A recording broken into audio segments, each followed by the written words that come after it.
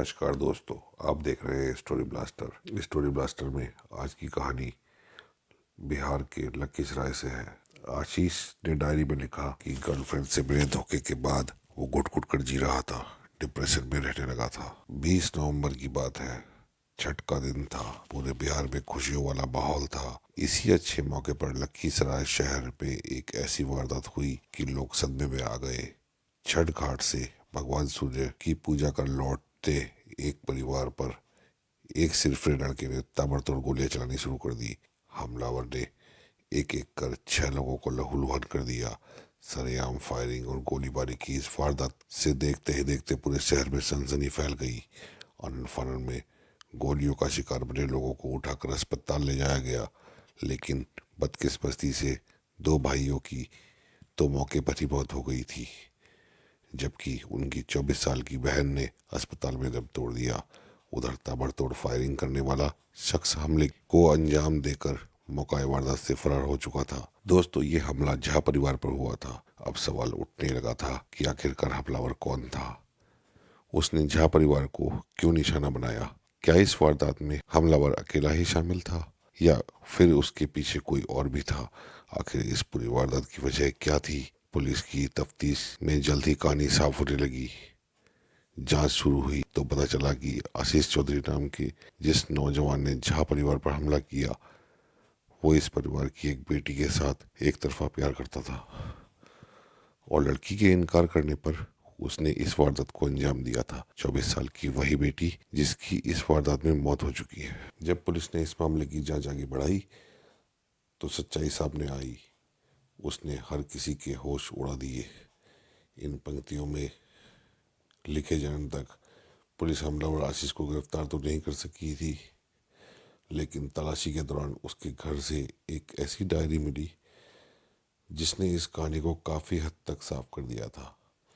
Police की माने तो आशीष के घर की तलाशी के दौरान उसके घर से पुलिस को एक डायरी मिली जिसमें आशीष ने अपने लव लाइफ को लेकर 15 पन्ने का एक नोट लिखा था।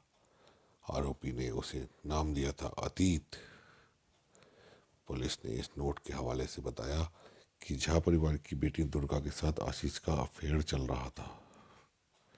इस अफेयर के चलते ही दोनों लखीसराय छोड़कर घर वालों से छुपकर पट्टा में लिव इन में भी रह रहे थे। और जब दोनों लिव इन में थे तब उसने अपना और दुर्गा का खर्चा उठाने के लिए काफ़ी मेहनत की।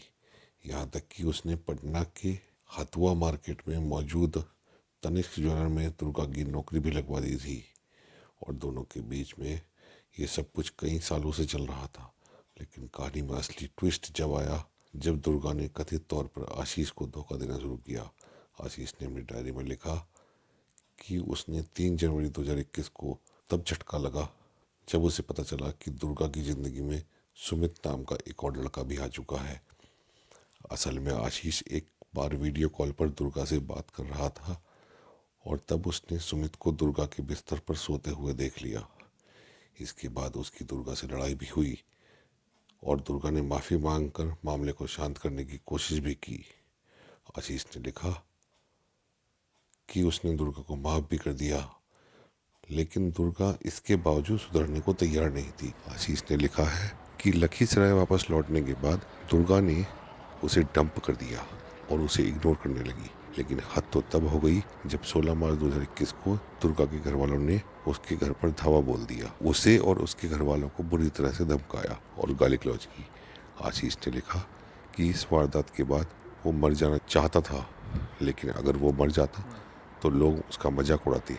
वो लड़की के चक्कर में मर गया, इसलिए उसने अपनी जान देने की जगह लड़की और उसके परिवार वालों की जान लेने का फैसला कर लिया। आशीष ने डायरी में आगे ये लिखा है कि गर्लफ्रेंड से मिलने धोखे के बाद वो घुट घुट कर जी रहा था, डिप्रेशन में रहने लगा था, बहुत परेशान था।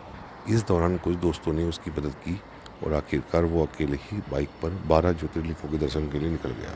उसने उम्मीद थी कि इसके बाद उसके मन को शांति मिलेगी, लेकिन वापस आने के बाद भी वो बदले की भावना से बाहर नहीं आ सका और आखिरकार उसने इस वारदात को अंजाम देने का फैसला कर लिया। उधर पीड़ित परिवार ने इस वारदात को लेकर और ही कहानी सुनाई। परिवार का कहना था कि आशीष उसकी बेटी से शादी करना चाहता था, लेकिन वो इसके लिए तैयार नहीं थे। वो उनकी बेटी को परेशान कर रहा था, जिसे लेकर उन्होंने पुलिस में शिकायत भी की, लेकिन पुलिस ने वक्त रहते कोई कार्रवाई नहीं और आशीष ने झा परिवार पर हमला कर 3 लोगों की जान ले ली और कई लोग अभी भी अस्पताल में जिंदगी और मौत के बीच झूल रहे हैं। थैंक यू दोस्तों, कहानी में आने के लिए। चैनल को सब्सक्राइब करें, बेल आइकन के बटन को दबाकर नोटिफिकेशन ऑन करें।